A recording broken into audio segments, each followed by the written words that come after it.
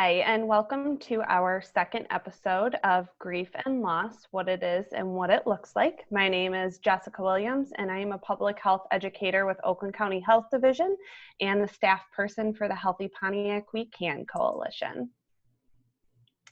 A little bit about the Healthy Pontiac We Can Coalition. We promote healthy lifestyles for people in Pontiac by aiming to improve health outcomes, increase accessibility and opportunities to be healthy in public spaces, and to enhance the mind, body, and spirit.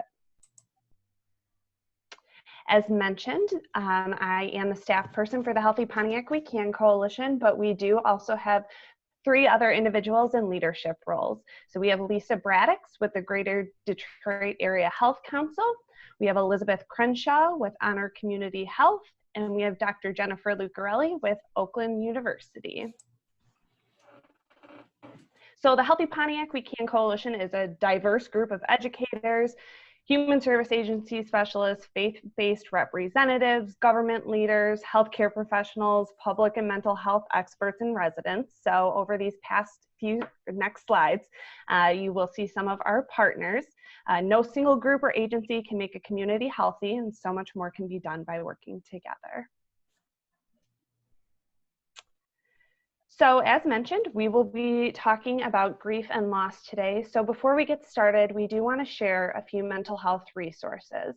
You'll see on the screen we have the crisis text line, the National Suicide Prevention Lifeline, the Warmline to aid persons with mental health, and CNS Healthcare.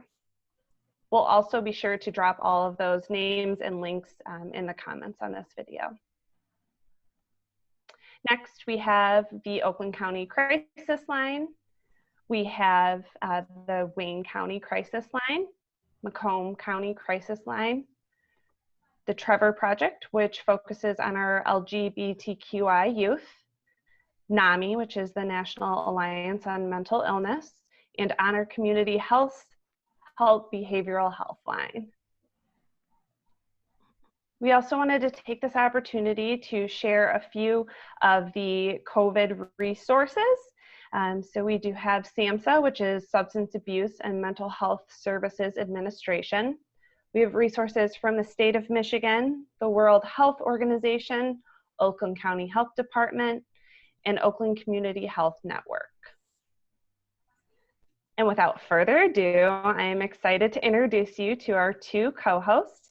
So our first co-host is Tashena Gonzalez. She is a health and wellness educator with Vidactiva Education Services. And next we have Melkaya Newman. She is a team supervisor with CNS Healthcare and the Anti-Stigma program. So I will turn it over to you, ladies. Thank you so much. So we're going to get started with talking about what is grief.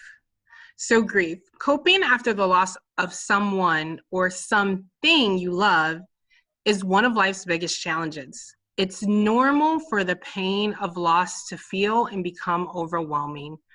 And we thought it was so important to give you this definition because some of us have experienced great loss during this time, but some of us only lost perhaps something, a job, maybe our freedom, being able to spend time with other ones. So all of us are going through some type of grief, whether it's big or small. So it's important to note that grief is a natural response to loss. It's the emotional suffering you feel when something or someone you love is taken away. Grief can occur with death and non-death related losses. We wanted to share some of the major losses that can cause grief. This list is not all encompassing, but these are some of the most common. Number 1 is divorce or breakup of a relationship, loss of health, loss of a job, loss of financial stability, a miscarriage, retirement, death of a pet, loss of a cherished dream, goal, or aspiration, a loved one's serious illness, the loss of a friend, loss of safety after a traumatic event, or even selling your home. And the reason why we share this is because everybody goes through experiences that can cause grief. And we all deal with grief in different ways. It manifests in different ways, but it's a very common response, especially during a time like we're experiencing now, where everyone is affected, not just a few people.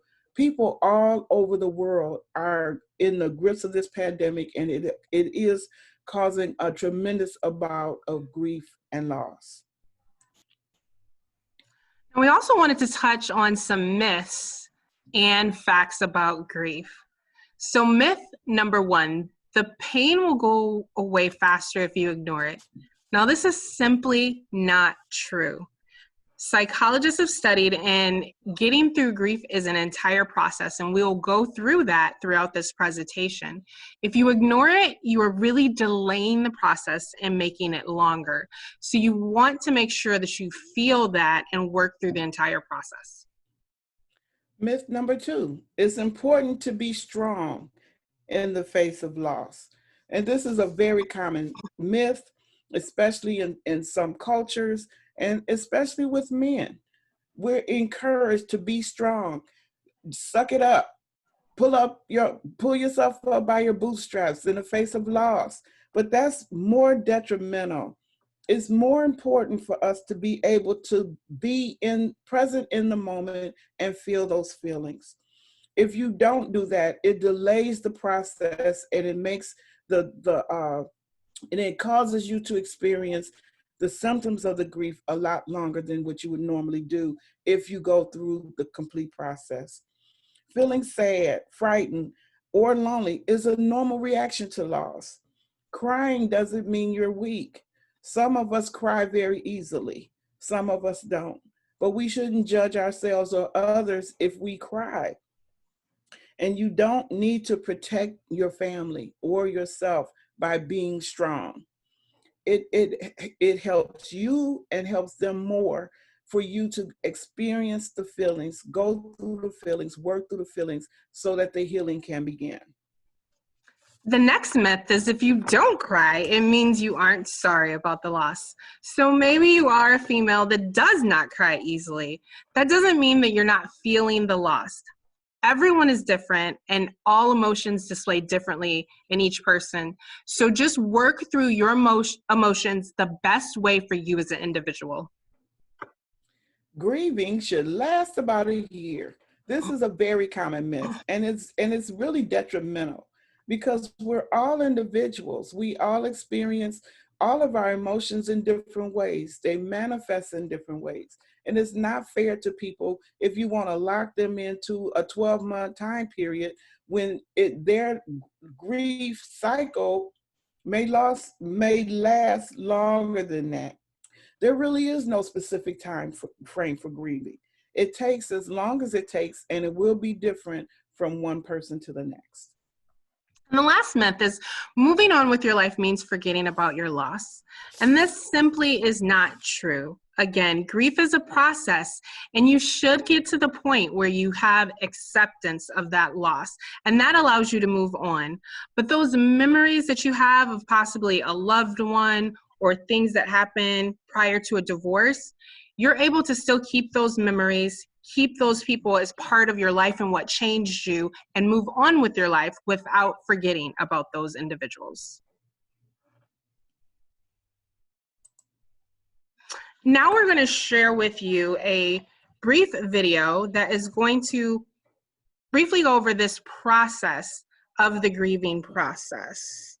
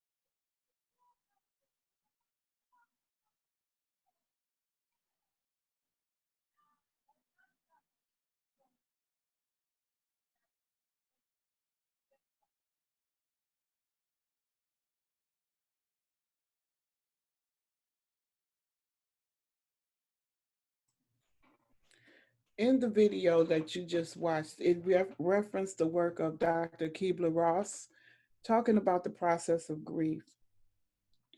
And it's really important that we recognize and realize that everyone is, all of these different stages are very common to all of us. They don't go in any particular order. There's no particular length of time that you may stay in one stage of grief or another. But as you continue to move through the cycle, you may back up, you may go back and forth, you may go up and down. But the important thing is to be kind to yourself as you go through this process. It's very, very difficult on you emotionally as well as physically. And you need to be able to give yourself time to work through the stages, time to work through the emotions, and time to come out on the other side. If you prolong any one of those stages, it will only make the situation worse and not better. It's better to be in the moment, whatever that moment is for you. Feel those feelings, allow the grief to do what it's designed to do so that you will be able to move on and have life. It may not be the life that you had before, but it will still be a good life for you. So keeping all that in mind, we're going to know that grief can be a roller coaster. Instead of a series of stages, we might also think of the grieving process as a roller coaster because it's full of ups and downs, highs and lows. And like many roller coasters, the ride tends to be rougher in the beginning. The lows may be deeper and longer. The difficult periods should become less intense and shorter as time goes by, but it takes time to work through a loss. Years after the loss, especially at special events, family weddings, birth of a child, the anniversary of the event, we may still experience a strong sense of grief. So these are things that we definitely want to keep in mind, and this was given to us by Hospice Foundation of America. And we want to touch a little bit about how grief manifests emotionally as well as physically. And these are just a few. But you will experience shock, disbelief, sadness, guilt. And it's really important that you recognize the guilt. Sometimes they call it survivor's guilt. It's an unnatural form of guilt. Sometimes we feel guilty because we're still here and someone else that we love dearly has gone on. That maybe if we'd done something differently, if we could have stopped it somehow. And it's not fair to ourselves to beat ourselves up over situations that we had no control over. We couldn't change it, so we can't change the outcomes. So if you feel unnatural grief or an unnatural guilt, that's something that you really want to be aware of and be kind to yourself. There will be anger.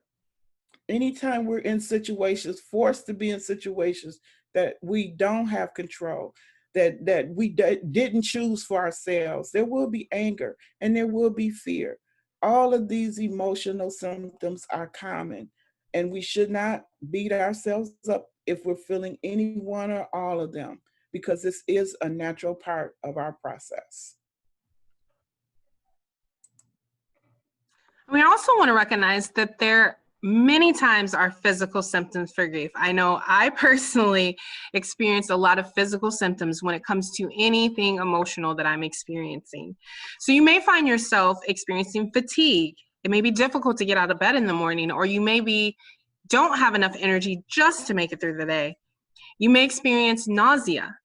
It's important to remember that anytime you're experiencing something emotional, you usually experience a lowered immunity. Some people experience weight loss or weight gain.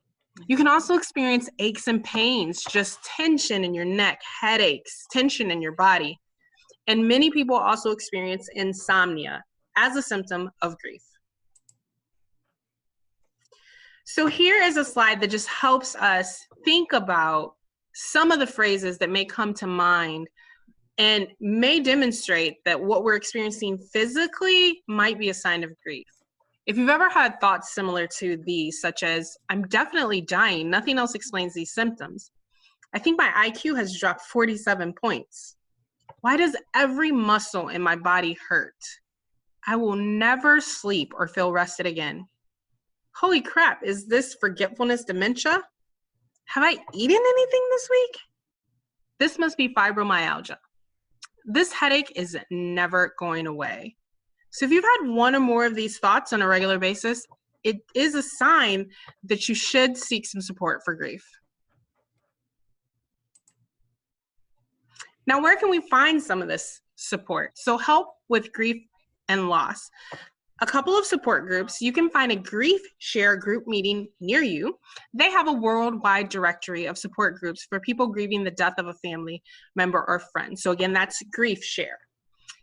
An additional resource is you can find support in the US for adults and kids that have experienced loss with Hello Grief.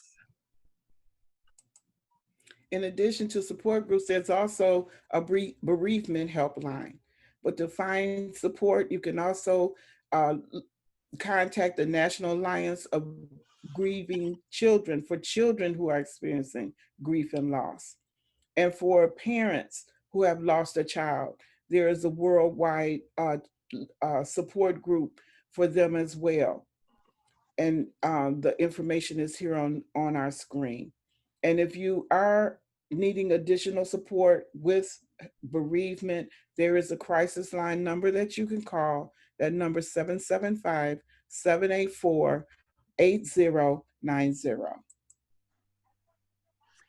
And in our next segment, we will discuss how do you manage grief. Now that we get given you the information clearly to recognize it, the important steps are, what do we do after? How do we actually manage this grief? And here's how to connect with me. So we already told you how to connect with all the resources as well as Healthy Pontiac We Can, but I have additional resources on mental and emotional wellness, and you can find many of those videos on my YouTube channel, which is just my name.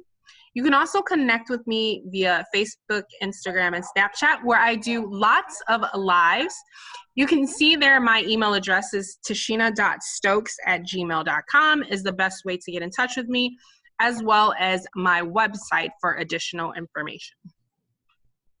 And to connect with me and my team members at CNS Healthcare Anti-Stigma Program, you can call for more information or to book a presentation with us at 248-409-4227, or you can email us antistigma@cnshealthcare.org, or go on our website. There's a tab specifically for the Anti-Stigma Program at www.cnshealthcare.org.